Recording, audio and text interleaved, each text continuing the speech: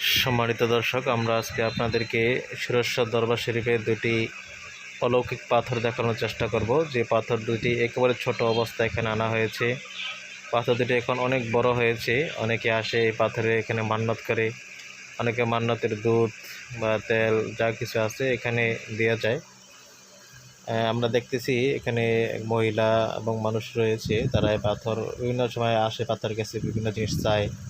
মহিলারা তাদের জন্য ছেলে সন্তান চায়, বিভিন্ন জিনিস মান্যত করে আসে এই পাথরের ভিতরে। আসলে এগুলো একেবারেই কুফর এবং শিরিকের নামান্তর। এজন্য এই পাথরগুলো একেবারে ছোট ছোট ছিল।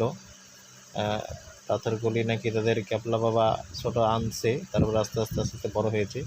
এই পাথর দুটি পূজা করার জন্য অনেকেই দেশের বিভিন্ন স্থান থেকে আসার পরে এই দুটিকে তারা তেল দুধ বিভিন্ন জিনিস দেয়।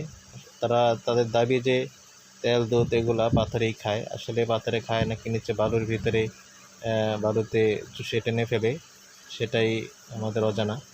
এখানে লেখা আছে যে কী অবস্থায় কোন সময় পাথরটা আনা হয়েছিল এবং খুব ছোট অবস্থা আনা হয়েছিল, সব বিষয়টা এখানে লেখা আছে।